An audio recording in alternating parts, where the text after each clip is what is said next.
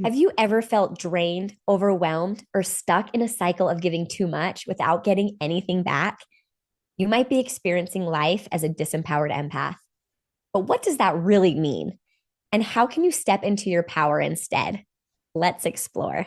Welcome to our channel. I'm Rain, with over 20 years of experience as an NLP practitioner, lightworker, and channeler through divine inspiration. Here to help you connect with your true self. And I'm Mel, an empath, lightworker, and connector, passionate about guiding you to set boundaries and thrive. Together, we bring you weekly tools and insights to support your empath journey. If you're ready to deepen your connection with self, don't forget to subscribe so you don't miss an episode. Let's dive in. All right, Rain. Let's just start with, what is a disempowered empath? So a disempowered empath is naturally the opposite of an empowered empath. A disempowered empath basically means an empath, so somebody who feels deeply, resonates deeply, is able to use all their intuitive powers. However, they have a fear of these intuitive powers. They also fear their power, and they live in a program that they believe is truth, which is really a limiting belief. So there's a limitation on their expansive self. So they are light workers. However, it feels like if they need to fit in, then they need to be disempowered. It's as if they need to unplug themselves from source and divinity so that they can understand other people, so that they can relate, so that they can be relatable, but not knowing that they're doing this in sacrifice of themselves and sacrifice of their true path, which is they're supposed to plug into divinity and light up. So a disempowered empath is somebody who's so empathetic with the world, and they're scared to be better than everyone else, to feel grander, to feel more self-assured, because then they believe that nobody will they will be not relatable. So they can't help anybody if they themselves are not in pain, if they themselves are not with their limiting beliefs, if they themselves feel less, if they themselves feel less than, then they're with everybody else. Because as an empath, we want to help and serve. We're taught that I can't help and serve unless I feel or I've experienced a limiting belief and I live in it, and therefore I am relatable. Now people can come and relate to me. This is what a disempowered empath is in a nutshell. Wow. Okay. So, yeah, what's the difference between a disempowered empath and an empowered empath? What does that look like? What are we seeing in these two? Okay. So an empowered empath is someone who knows that they are of the light. They're not ashamed of their powers. They're not ashamed of who they are. They don't gloat about it. They know it. They know who they are. The limiting beliefs and the shadow that show up within them, these limiting beliefs that show up, the empowered empath knows that this isn't theirs. This is from the lineage or something on their timeline for them to heal, to spread light on, but not necessarily something they need to dwell in and live in and believe that it's theirs. That's an empowered empath. So an empowered empath will shine the light and be very normal and approachable and loving to everybody around them, but it doesn't necessarily mean that they have to constantly share their pain and stay in a space of pain and maintain their limiting beliefs just to be relatable. The disempowered empath, as I said before, they're very disengaged from who they are. They're ashamed of their light. They're ashamed of glowing. They want to belong because they've always belonged in the other realm, and they're worried not to belong, and then they're going to be alone, which is the complete opposite of what an empath truly in their heart desires. I mean, a lot of us like hide and hide from the world, but inside of us, we all want to help everyone else, and we want to be there, and we want to uplift, and we want to bring joy, but we're terrified. So that's the disempowered empath. I believe that I'm too much. I believe I'm not enough. It's like such a mix-up. I believe that I don't really matter.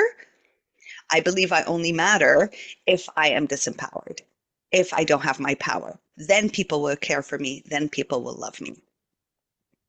and then I can make Yeah. a difference. Yeah. Or it feels like, yeah, like we can only be loved if it's like we have to be serving. Like our worth is like, no, we have to be helping someone or doing something or loving someone. We can't just like exist. Right. Is that part of it where it's like we have to be doing all the time? It's like just being is enough. Like we haven't come to terms with that inner knowing of like just my existence. I am the miracle. I am the medicine. Wow. That's like full empowerment right there. If you truly believe that and felt that, right? And that's the piece they just can't seem to like feel it. Maybe they try to tell themselves, yeah, I'm really good. I've done a lot of work, amazing, all of this. But here they're like disconnected. Is that kind of what's happening? They don't know it. They don't have it as a knowing. So Yeah. it's very much, and it's terrifying because the external example that we see are narcissists in a sense. When somebody is all like, yes, I'm powerful and I'm light and I'm all this, the examples we're seeing, they're awful people and they're selfish and they're self-centered and they step on everyone. So it's like we are terrified to be that. But we also know that we are so much more than what they're presenting. It's a different kind of light. It's a different Yeah. kind of power. So we're scared to do all this like, I am fabulous. We don't want to do that because then it'll differentiate us from the people that we're here to actually serve, which is just in the confidence that we're supposed to be in. Yeah. And it's showing an example of true confidence that the world hasn't seen because the narcissist, it's all a phony and a fake too. It's a mask. It's like, look at me. Oh, guess how much money I made. Oh my gosh, I'm so successful at businesses. But when it comes down to it, emotional intelligence, they don't have it at all. And it's like they're trying to fake their way through, like, I'm amazing at everything. It's like, anyway, there's a disconnect for sure. Okay, so it's finding that truth. So I think both of us, it's the extreme opposite. Like these guys are trying to put it out there and fake it. We don't want to do that. So we go the opposite of not owning our power and truly feeling it and knowing we're still, it's just this insecurities. It's just this deep insecurities on both ends, right? And we're doing the same thing. So it's coming back to that security and knowing like we're freaking awesome. We're worthy. It's all good. Okay. What are limiting beliefs? Let's talk about those. Well, limiting beliefs are beliefs that you have within you that limit you. Okay. That it's like you're limiting who you are. So if you believe you are enough, deep down, you know you're enough. However, the limiting belief shows up and says, no, you're not enough. Just you being alone is not enough. You need company, you need companion, you need others to tell you that you're good. This is what a limiting belief looks like. It contains you in a box. It contains you as an empath in a box. And you try to glow because you know inside it's something else. Now, the reason we do that is also out of a fear. So imagine being as large as the sky. Okay, this is the thing that we can relate to. As large as the sky, and then being pushed and poked all the way into like little peanut. And in the peanut, if you like crack out of the peanut, you won't relate to any other peanuts. Like all the peanuts, like you won't even relate. You're too large. And now the peanut is like this tiny little peanut. But if you're a peanut, then all the other peanuts can come and talk to you, right? So a limiting belief allows us, okay, to relate to others. It allows us. But we can break free of that because what we don't know is that if we break free of our limiting beliefs, then we can relate to others even more, but not through a limitation. So a limiting belief example is I'm not enough. I don't matter. I don't deserve. I'm not good enough. I'm so unlucky. And nobody loves me. I'm all alone. I don't belong. And there's a massive list that you can look into of limiting beliefs. A lot of us have a lot of these limiting beliefs. They only limit us because we are too afraid to actually be the full source of who we actually are. Plus, limiting beliefs help us manage the world and people around us. So sometimes the reason it's hard to get rid of a limiting belief because it's got perfect perks for us. It helps us survive the life we are experiencing. So if I have a limiting belief of I don't matter, then I can relate to my parents who feel that same feeling. I can relate to my siblings who have that same energetic resonance within them and truth. And therefore, I still belong to my family. The minute I start to matter, I can't belong to them anymore. And therefore, as an empath, I will feel that I can't be of service to them because I don't have what they have. Wow. Okay, so going along with that, how does a disempowered empath interact with the world? So, a disempowered empath will interact with the world where they will notice a limitation within them. And even if externally they're like, oh, I have to get rid of it, I have to get rid of it, the fear of losing people is so much larger than the fear of that limitation staying. So a disempowered empath will resonate with the fear of losing people, losing the job. It's usually losing people of any kind. I would rather not lose people than actually face this limitation and break myself free of it, because that one feels scary and lonely and alone. So a Wow. disempowered empath will talk themselves into that belief daily. Okay, so what are the steps then to move forward from a disempowered empath to an empowered empath? So if you notice, like let's say we've got some empaths here that are listening and being, because the truth is that was me up until recently. Now I get the game and what's going on, and the confidence is building. And I'm like, all right, I don't need to play small anymore. Like I am powerful and I can have fun and I can create whatever I want. And we've talked about in some of these past episodes we recently did, about um like I can turn on and turn off when I want. Like the cool thing is with this gift is like I get to feel the depths of whatever feelings I want to feel and then release it. So if it's anger, I can feel it at 100%. If it's sadness, if it's joy, I can feel it so deep that some people don't have that gift to feel it. But I choose, I've experienced enough hell and put myself in that. Now I'm like, I'm ready to feel how deep like joy and happiness and like freedom feels because I really haven't played in that arena very much because of my limiting beliefs. And so now that I see it, it's like, all right, I'm ready to play. And I want to see how deep love feels, love with my partner, love with my friends, like creating. It's really exciting. So, what are the steps for those listening? They're like, hey, I've been a disempowered empath too, like Mel has her whole life. Like, I don't want to do this anymore. This is dumb. This sucks. So, if you feel that way, because that's how I feel, then all right, how do we break free? What are the steps to move forward to become empowered? Empath is to recognize that the reason I love these limitations and I love being in the shadow is because it's comfortable. It's a comfort zone. It's familiar. So there are days where you're like, yeah, I feel that I do matter and it feels really good. And you're embracing that. But then it's so scary because it's not familiar. It's not home. Okay. Home is, wait, I don't matter. Oh, that's why that person acts this way. Okay. I need to fight against I don't matter. So a disempowered empath basically clings onto a limiting belief because it gives them purpose and a mission. Like, I don't matter. I have to fight against I don't matter. I have to figure out how to start to matter. So then I find my voice and I find the this and I do this.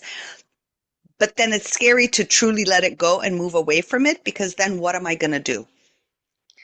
I was working internally with it. Now it's dissolving. It's about to be released.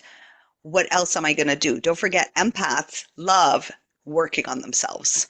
They love healing aspects of themselves. They love growing past the limitations. So if one limitation is ready to go, we can pull it back in and be like, no, no, not yet, not yet. I don't know what to do with this empty time. Because we are also learning that we can't give all our energy to someone else, but we want to pour this energy somewhere, and now we want to pour it onto ourselves. So we keep these limitations so that we can keep perpetuating the same exact cycle over and over again, so we have something to do. So we feel that we're moving, we're changing, we're working on energies somehow. Okay. So, if we're okay, so the lie is, or this, the fear is, the reason we stay kind of play small or stay disempowered is because we want to match everyone's energy. What is the truth of it? If I become an empowered empath, what does that mean for all the people around me? Are they going to not relate? Are they going to be like, gosh, she just seems so happy. Like I'm suffering. I'm not doing good financially, like all these issues. And this person is just like flying and soaring and doing all this stuff. As an empath, you feel like, I don't want to rub it in. Oh, maybe I shouldn't post. Maybe I shouldn't do this. So they like don't even share the light because they're afraid it's going to hurt someone. Is that in fact what's happening? Or is it actually inspiring them and we just don't realize we're lying to ourselves? Or are we going to be alone on the other side of it? Like, what if we free ourselves and there's everyone else is disempowered? Like, would that be lonely? What does that look like? At the beginning of that journey, it does feel lonely.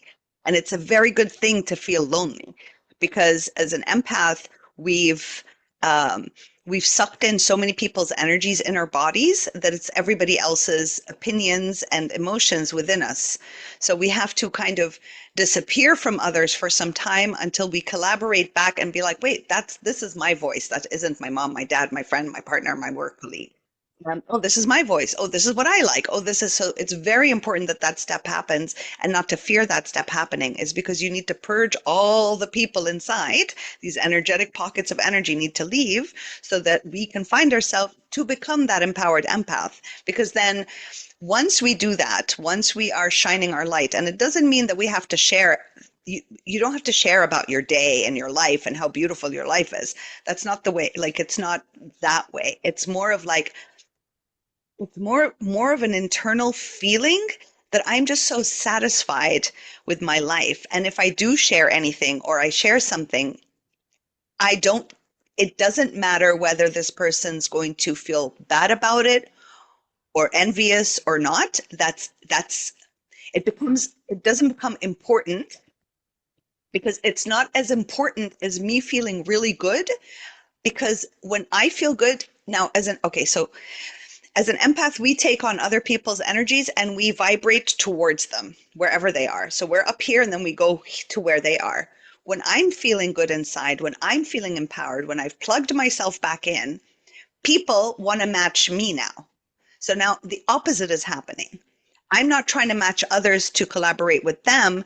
They're trying to match up with me. So once I have that emptiness alone, there will come a point where others will shine in my life just because they're trying to reach my energy level. So now I'm not stooping down for anyone. I'm actually trying to pick them all up energetically by doing nothing, but just doing me. So that's an empowered empath where I'm not focused always on how others are doing. It's more of like, I'm doing this, rise. That's a true help. That's a true help of an empath. Everyone Ooh, rise with me. I'm showing you the way. yeah. Or rise or don't. It doesn't matter to me because I'm just going to be having a blast with myself and maybe my partner or my kids or just myself, even. Like, it doesn't matter. It's like, yeah, that's a bonus. Like, for me, when I started to get this empowered thing, I was like, you know what? I'm the cake, I'm the frosting, I'm the whipped cream, I'm all of it. But my people, like having a spouse or kids or whatever that I can play with and have fun with, that's just bonus. That's the sprinkles on top. But guess what? I don't need sprinkles. But if they're there, I'm going to put them on. But to be able to feel that, like, I'm everything, I have everything I need. But yes, there's just some added fun to it if I can have people like that want to go play with me, you know, like that's a good feeling to be in. And that's what we want to get and give to ourselves. I love that. Okay. So, yeah, can an empowered empath uplift a disempowered empath? I guess we kind of talked about that, but if you have anything else to add to that. Yes, actually, an empowered empath, people to Say that uplift, again. It cut out. Say that again. the easiest people. Back a little. Can you still hear it? Yeah, Okay. that's better when you're back a little. Okay. Okay. The easiest people to uplift for an empath is a disempowered empath because you don't have to share any words in any form because empaths, empaths feel, right? It's the feel sentient in the body. We have a video about that if you guys want to watch it. It's the um, four intuitive powers as an empath. So one of them is clairsentient, which all empaths have. Your feelers. So imagine a disempowered empath being in the presence of an empowered empath. What are they sucking in? What are they receiving? What are they latching onto? They're disempowered, so they need to latch onto the energies around them to differentiate them from others.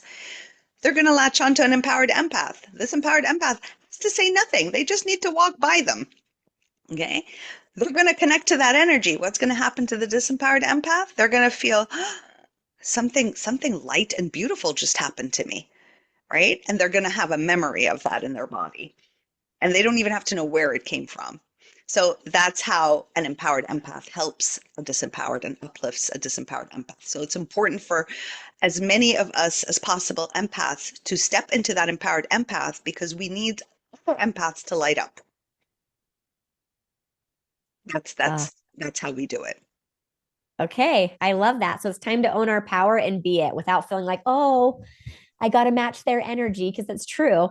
And we're only as high as the lowest vibration in the room. So if you're surrounded by people and you've got this low vibration, if they're taking it, like, it's just, we don't need to do that anymore. And that's how we've been living for so long. That's the old school thinking. That's boring. We don't want to play that game anymore. So now it's time to just like own it and be like, no, you're cool, but you have to feel that for you. No one can give that to you or tell you that. Like, you have to just feel like, you know what? I have a really good heart. I'm really kind. Of course, I'm good enough.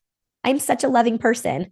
And people, I attract people and people open up to me and they share things. Like a lot of empaths will realize like, oh, they'll just walk around and a stranger will start opening up to them in the store. Like it, that doesn't usually happen around other people. Like that's really cool. You feel safe. You're safe to them. There's nothing better than feeling safe for other people to be able to connect with you. That's the ultimate dream. People just want to feel safe because how they were raised, they didn't feel safe. So, anyways, this is beautiful. Own it. Um, okay, so what's the best way for an empath to support another empath? So, okay, let's think about it this way. What do you want the most from any human being, whether they're empath or not, just another human being? What does an individual want the most from another human being? For me, I would just want to feel safe and accepted as me. That's exactly what an empath would want. So that is what an empath, if I'm with an empath, all they want from me is to feel safe and seen and heard. That's it. And accepted, just accepted for who they are. So that's it. That's what an empath really truly wants from another empath. Of course, it's very hard to get it from someone who isn't in the empath, arena because they're still practicing. These humans are still practicing how to do that, but we are the example of how to do that. So, yeah. Okay. So when do you empathize and validate? So if someone's sharing something with you, say they're going through something very challenging and they're like, "Oh, this sucks. Like I just found out my it has cancer," or something like really tough, something in their life or family members dying or something. So when do you empathize and validate that person, and when do you remind them of hope, of like when it's like, "Oh, that really sucks. I'm so sorry," versus like, this is good in the overall, like, kind of a thing, because you're not trying to fix it. So what's the best way to show up for somebody that is like an empath or just how do you support another empath? Okay, so in that scenario, so it really differentiates according to the topic and according to the emotions that are taking place. So as an empath, the minute we are going to take care of another empath, we have to shut off our brain. The brain chatter must come to a stop. Okay, there is no how should I do this? Should I stay quiet? Should I answer? Should I give them hope? Should I remind them they're an empowered empath? None of that. That has to stop. And that is when you drop deep into intuition. Okay. And just now we are intuitively listening. Okay. And seeing, oh, at this, from what this person is telling me, I feel that they need to feel validated right now. I'm going to validate. Wait, they've moved their energy because one person isn't stagnant the whole time. They've shifted their energy. Now they're looking for reassurance. Okay, I'm going to give them reassurance. Wait, they need validation again. So you are just how great we are at mirroring other people and feeling with them, but we usually do that in a state of trauma and fear. With another empath, you're going to do it in a sense where you're trying to actually practice intuitive listening. So you're practicing that for yourself so that you can offer the best of you, and the best of you is your essence and the connection with divinity. So you're going to be like, oh, okay, no, you are lovely. Of course you feel this pain. Da da da. And then she speaks more or he speaks more and they're sharing. And then you're just listening. You're not even trying to interfere. You're not trying to do anything. And slowly in time, you'll feel a nudge from source. Say this, this is the angle in which they want you to come from. Here, they want you to say absolutely nothing. They need a hug now. And so you're going to follow the inspiration. That is how We validate another empath. And in that, the empath who's receiving this, don't forget they're also locked into you emotionally. So it's two people locked emotionally into each other. Now they're receiving the codes of how to intuitively listen. Mm, nice. Okay, so this is just it's just trust your intuition. There is no script to this. It's like just go with how you feel. And it's like that's easy because that's what you do your whole life. Just trust what you're already feeling and then speak what you feel. If you need to, when to be quiet, when to speak, like you'll know. Just go with it. Notice when your brain goes in, oh God, I have the answer for that. Oh my God, I have a relatable story. I want to share my story. That's when you completely go silent. That's when you know this is the ego going into emergency state and it's the I have to save and help mode. You're not there to save and help. You're there for something completely different. You're there to hear divine guidance constantly come through so that you can hold space to that for that person, love them hugly as if you are a portal from divinity. Now, divinity wouldn't share their personal story. And divinity wouldn't have like an egoic, like, wait, the best thing is leave that guy. That's not how divinity speaks. You want to be as close as possible to how divinity would love unconditionally this being. In this practice, what is cool is the empath will start to tap into unconditional love at a deeper level because now I'm receiving direct information from divinity of unconditional love, but I'm receiving it. So my code is changing, their code is going to change, and the way I interact with them is going to shift. Ooh, I love that. Okay. Okay, that's amazing. So what because I've heard this a bunch from empaths, these little groups that I'm in, these little Facebook groups. People like, I have such a hard time. Like, I have a hard time leaving or going to work. There's such toxic energy or there's negative stuff, and I just feel everything. Or, I have such a hard time with this family member, my in-law or whatever, is talking about all this pain that she has and all of this. And I just feel so bad for her. And it's like, it's hard to be around her because I just feel it. And like, what would you tell so this is obviously a disempowered empath that's just getting lost in it. So when those times come where it's like, oh, it's so hard being around this energy, what advice or suggestions would you give for someone to not get sucked into it? Because as empaths, that's just what we do. We get sucked into whatever. How do we protect our energy and space in those situations? The reason we get sucked into it is because it's triggering a belief inside or it resonates with us, right? It resonates with that limiting belief that I'm holding on to, right? So I'm not alone in the feeling or whatever it is. When we are in environments like that or surrounded by people like that, the most important thing is to remember that your energy is a lot larger than the tiny scale in which their energy is. Because what we do is we believe their negative energy is stronger than our positive energy. And it's shifting that language around and saying, wait, my positive energy is stronger than the negative energy.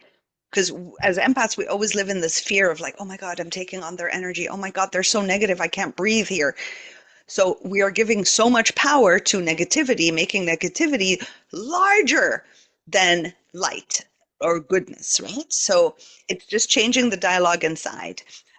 A good practice to do in the middle of it, because we're not always going to remember, is when the negativity is happening, somebody's spewing their pain, but you can't hold it in. It's just too much. It's triggering you beyond trigger. You're just going to visualize really quickly. You can keep your eyes open with them and just visualize that you are like you've left that house or that office space. You've gone up, you're floating, and now you see the world as a tiny little minuscule. The whole world is small and you're in. So it shrinks down the size of their problem because you're like, oh, planet from far. It's tiny, you know? It's basically you've zoomed in so much into the details of a problem that's negative. You've zoomed in so much that you cannot see it's just something that's passing like everything else that's passing.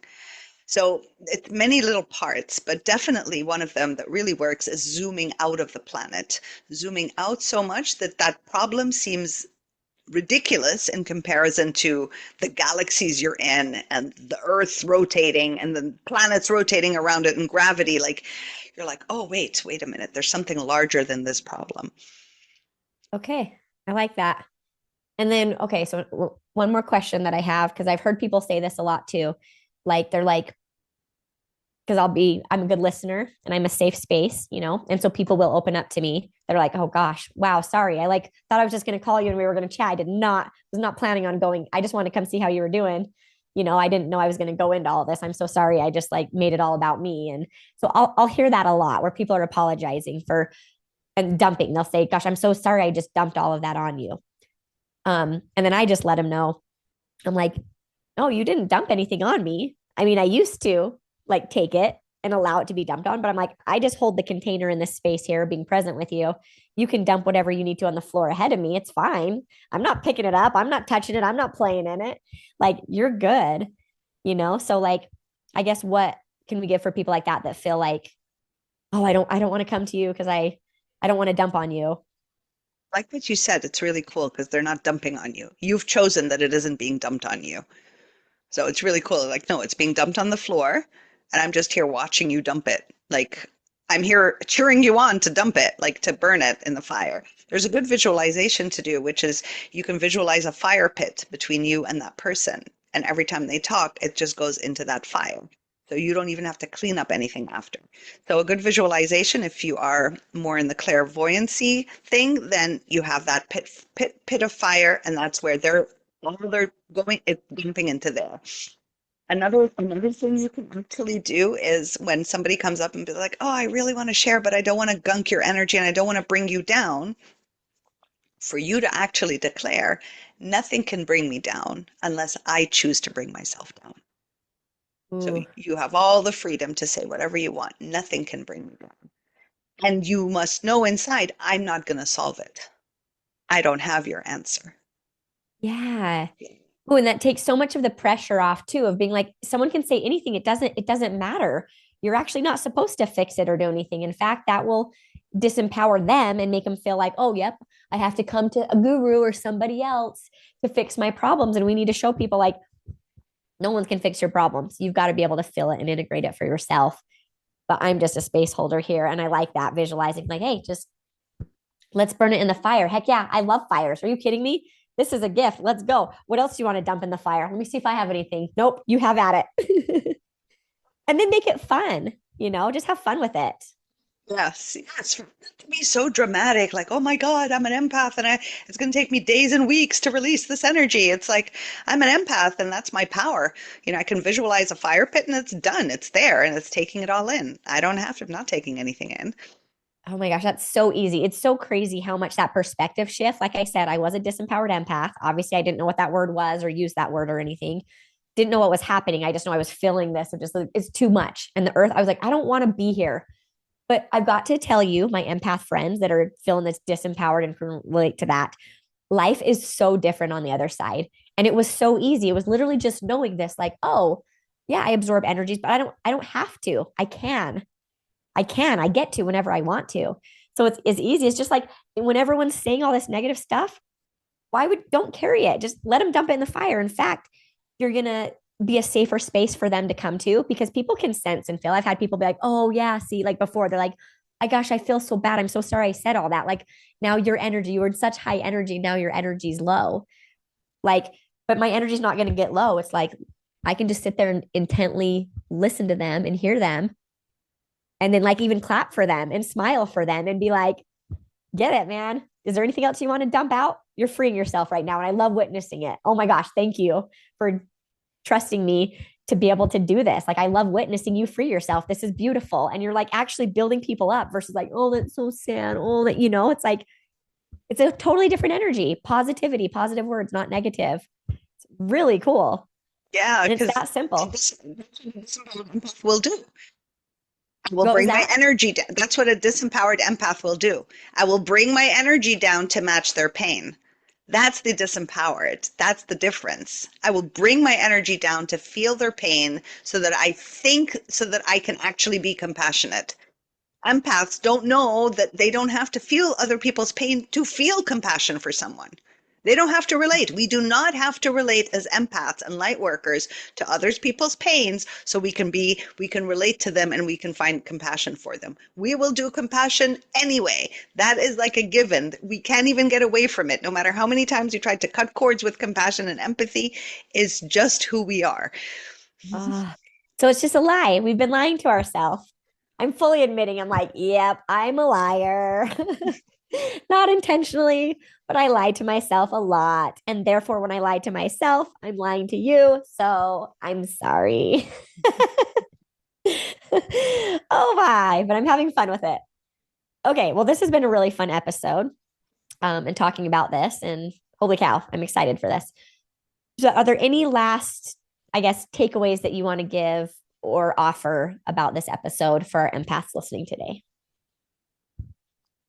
Say if you are a disempowered empath, be gentle with yourself. It's really not a big deal. Just know that the reason you're still doing it and you want to do it is because you are scared to be alone. That's the only reason you're still there. And that's okay. Be disempowered. Even actually call it out and say, I am a disempowered empath and I'm proud of it. Just call it out and be it with confidence. Be a disempowered empath with confidence. That's what I want to say. Ah, okay. All right, dear empath, remember your power. You are the light this world needs. And don't forget, by being yourself, you bring incredible gifts to this planet. And to support you, we've created something really special. It's a quick 3-minute daily ritual to help you check in with your energy so you can see like what feels off, and then gain valuable insights to release any blocks that you may have. So grab that. We have that. Just click on this episode. We have a link in the description for our freebie. So grab that, do that, practice it for a week, and just see how your intuition strengthens and how your boundaries sharpen and your self love grows. There's nothing better than that. So, anyways, check out the link in the description. And then we would love to be YouTube friends. So, give us a thumbs up if you enjoy our content and subscribe now for all of our weekly episodes that we have, our new ones every week. We're going to be talking just to you. So, this is for you to empower you and live this beautiful life that you've always dreamed of and make it a reality. And remember, it's not too late to take control and use like to empower yourself and others. And we want to know what's one challenge that you have faced as an empath that you would love to overcome. So think about that and then make a comment, write a comment in our comments, and we would love to connect with you.